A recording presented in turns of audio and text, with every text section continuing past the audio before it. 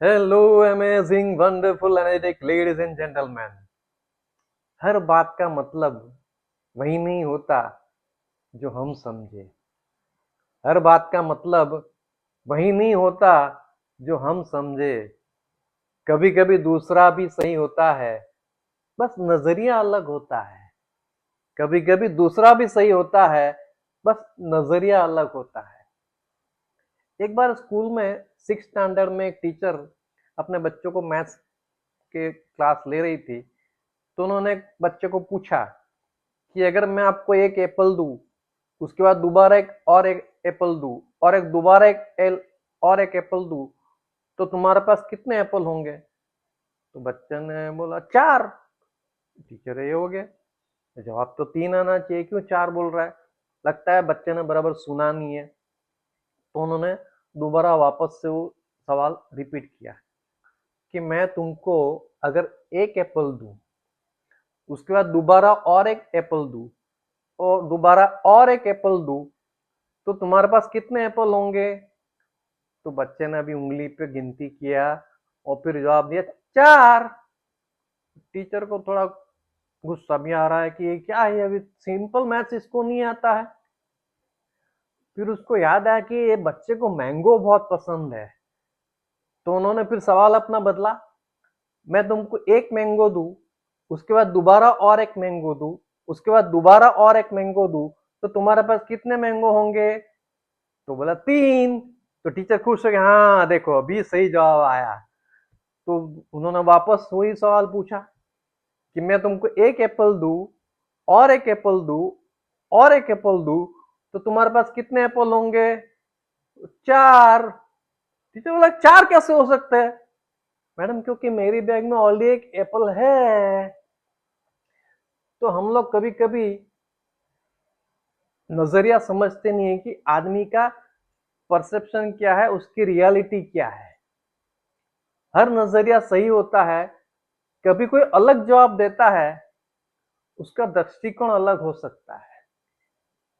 बच्चे के बैग में ऑलरेडी एक एप्पल था, तो वो गिनती कर रहा था कि मेरे पास ऑलरेडी एक है और टीचर 3 दे रहे हैं, तो मेरे पास 4 हुए। तो वो उसका दृष्टिकोण था, वो उसका नजरिया था। और टीचर का सिंपल मैथ था कि 1+1+1=3। तो जवाब अलग आ रहे थे, पर दोनों के नजरिए सही थे, दोनों के जवाब सही थे। सुनना और समझना दोनों जरूरी है। कई बार क्या होता है कि हम अपनी उम्मीदों के चश्मे से अपनी चीजों को सुनते हैं। पेरेंट्स को कोई चिल्ड्रन कभी ना बोलते कि ये नहीं करेंगे, तो पेरेंट्स को थोड़ा इरिटेशन होता है कि क्यों ना बोल रहा है। पर वो वहां ना नहीं, वो क्यों पूछ रहा है, कि क्यों करना जरूरी है। वो वो उनका अपना नजरिया है।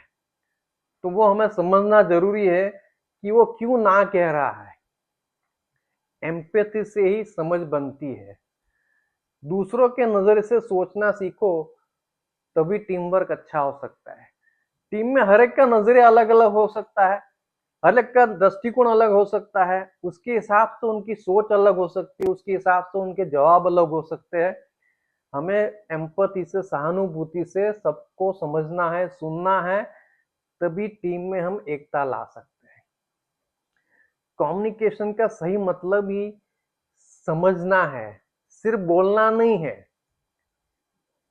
टीचर ने बोला कि 1+1+1=2, उसको कम्युनिकेशन क्या था कि मेरा 3 होना चाहिए। पर वो समझना जरूरी है कि वो 4 क्यों कह रहा है।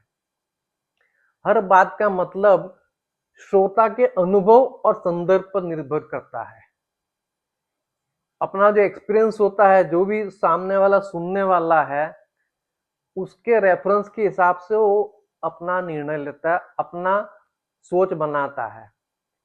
कभी सिंपल शब्द ठीक है हम लोग बोलते हैं, इसका मतलब क्या हो सकता है?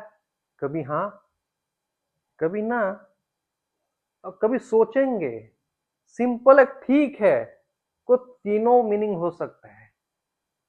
हाँ भी हो सकता है, ना भी हो सकता है, और सोचेंगे भी हो सकता है। तो हमें हमेशा ये देखना है कि कम्युनिकेशन हम लोग जो कर रहा है, वो सामने वाला बराबर समझ रहा है, हम जो चाहते थे वो पूरा कम्युनिकेट हो रहा है, वो हमें उसका ध्यान रखना जरूरी है।